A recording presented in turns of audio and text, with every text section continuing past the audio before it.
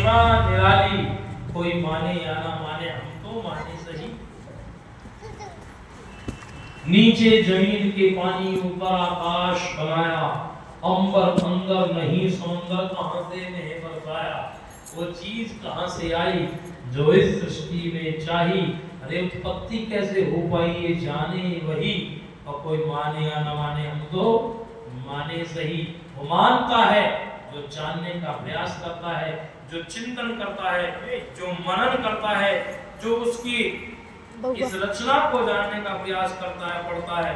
ईश्वर स्वयं उसको बताते हैं। अंतरात्मा में उसकी ज्ञान का प्रकाश होता है जब चिंतन मनन करते हैं।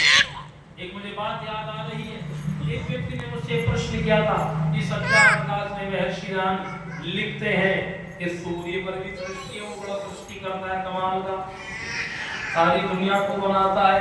उसने कोई भी चीज व्यर्थ में नहीं बनाई, कोई भी चीज उसने बेकार में नहीं बनाई। वो दुनिया को बनाने वाला है, रचने वाला है। इसलिए उसने जो सूर्य इत्यादि बनाए हैं वहां पर भी सृष्टि, आपने भी पढ़ा होगा।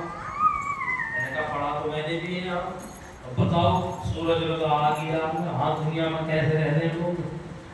पहले का बात तो सही है, लेकिन विचार किया हमने, बैठे एकांत में ऋषि के ग्रंथों को बड़ा चिंतन किया। ये अनुभव की बात बता रहा हूँ। ऐसे जब बैठे कई दिनों के पश्चात अंदर से ही प्रेरणा हुई, मानो भगवान बता रहे, सबको बताते हैं वो। ऐसे नहीं किसी एक को, जो जो उसका ध्यान करता है, पवित्र भाव से चिंतन मनन करता है, भगवान सबको बताते हैं। क्योंकि भगवान किसी एक की बहु की नहीं है, वो सबका है। किसका है? किसका है? सबका। वो किसी एक का नहीं है, वो किसी के साथ पक्षपात नहीं करता। वो स्वयं बताता है। देखो एक अंदर से बात निकल करके मानो ईश्वर बता रहा हो, जिस जिस जीव में, मेरे साथ बोलिए, जिस जिस जीव में जिस जिस तत्व की प्रधानता होती है, वो जीव उस तत्व के वातावरण में सुरक्षित रहता है, जीवित रहता है, आनंद से रहता है। एक व्यक्ति बोला जी मेरी तो अभी समझ नहीं हूँ। मैंने कहा देखो चिंतन करते हैं। बोले कैसे? देखिए, बैठ जाओ बेटा, बैठ जाओ। मोहन के प्यारे, सबको मोह के मानो गया, बैठ जाओ। मैं निवेदन आपसे क्या कर रहा था, देखिए मछली है, मछली में पांचों तत्व है कि नहीं है? क्षितिज जल पावक गगन समीरा, अग्नि भी है, वायु भी है, आकाश भी है, जल भी है, सब भी है, पांचों तत्व है। लेकिन उसके बाद भी वो जीवित कहाँ रहती है? जल के अंदर रहती है। जल से बाहर निकालोगे तो मछली जल की रानी है, जीवन उसका पानी है। हाथ लगाओ तो डर जाएगी, बाहर निकालोगे तो मर जाएगी, और पानी में डालोगे तो डर जाएगी। अर्थात उसमें है तो पांचों तत्व, लेकिन उसे आप वायुमंडल में लाओगे तो मर जाएगी। आप धरती पे लाओगे तो मर जाएगी, लेकिन जल में रखोगे तो, क्योंकि उसमें जल तत्व की प्रधानता है, इसलिए वो उसी के वातावरण में जीवित रह सकती है। क्यों जी, सहमत होगी? नहीं समझ में आ रही है? दूसरा जीव है प्राणी, ये मनुष्य है। ये मनुष्य, इसमें भूमि तत्व की प्रधानता है, पांचों, लेकिन भूमि तत्व की प्रधानता है। इसलिए सुरक्षित आनंद पूर्वक जीवन, सुख पूर्वक जीवन कहाँ जी सकता है? धरती पे जी सकता है। पानी में डालोगे तो मर जाएगा, मर जाएगा कि नहीं मर जाएगा?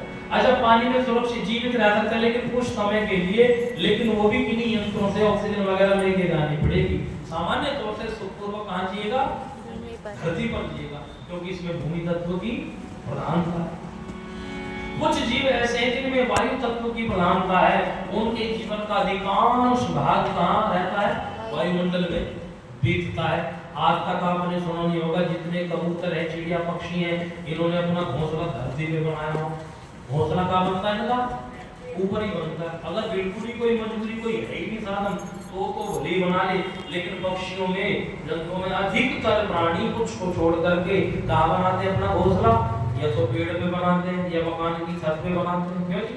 और अधिकतर उनका जीवन कहाँ घूमता है?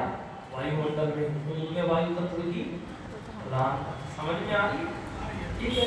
लेकिन एक जीव है मेंढक, उसमें जल तत्व की भी प्रधानता हो, भूमि तत्व के लिए भूमि में भी जीवित रहता हो, जल में भी। ऐसे बहुत से जीव।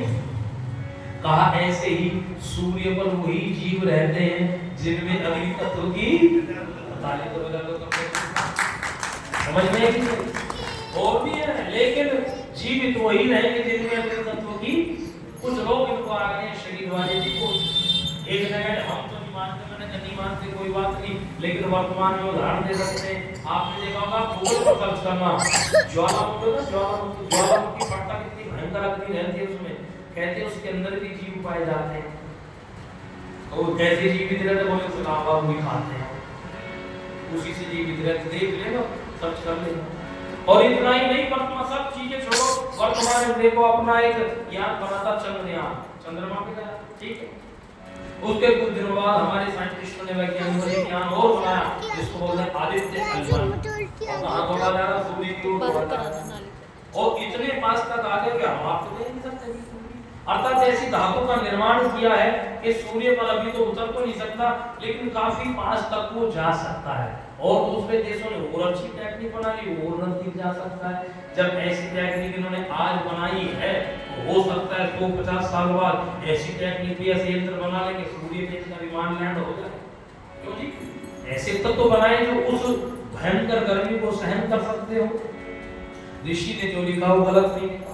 जितना जितना चिंतन मनन करते उतना उतना हमें ज्ञान होता चला जाता है। इसलिए जिस तत्व में, जिस जीव में जिस तत्व की प्रधानता वहां जीवित रहता है। ईश्वर की व्यवस्था है, आग है, जल भी है, लेकिन अगर किसी का भी संतुलन बिगड़ जाए, पानी बढ़ गया तो क्या कहते हैं, इसके पेट में पानी बढ़ गया, आग नहीं बचेगा। और आग बढ़ गया तो वो मेरे एसिडिटी हो रही है, जलन हो रही है, भयंकर कुछ चीज लाओ जिससे अग्नि शांत। और अग्नि ना हो तो भोजन नहीं बचेगा, बोले अग्नि नहीं मरेगा भाई साहब। समझ में आ गया ना बात? डिसबैलेंस हो जाए तो दिक्कत, और को बढ़ जाए तो दिक्कत। इनको नियम में संतुलन में कौन रखता है? वही संतुलन का निर्माण करने वाला नियामक परम पिता परमेश्वर, जिसका निर्माण वो सृष्टि का निर्माण करता है, भांति-भांति की सृष्टि बनाता है और सबको व्यवस्थित नियम में रखता है। व्यक्ति अपनी बुद्धि के अनुसार उसको जानता है, अच्छे से जानना चाहे तो वेद की शरण में आकर अच्छे से जान सकता है। महर्षि ने हम सबको इन चीजों का ज्ञान कराया, उन्हीं का प्रादुर्भाव 19वीं शताब्दी में हुआ, तो हम इन रहस्यों को जैसी हमारी बुद्धि हम जान पाए। अभी तो बहुत बहुत चीजें बचे हैं, अभी तो कुछ भी नहीं जान पाए, लेकिन प्रयास हमको करते रहना चाहिए। और जिन्होंने हमें रास्ता बताया, ज्ञान दिलाया, उनको भी धन्यवाद करते रहना चाहिए। इसलिए ये मेरे साथ मिलकर बोलिए, धन्य धन्य दयानंद तुझको, अरे धन्य तुझे ब्रह्म ज्ञानी दुनिया मान गई है, आज पहचान गई है। ओ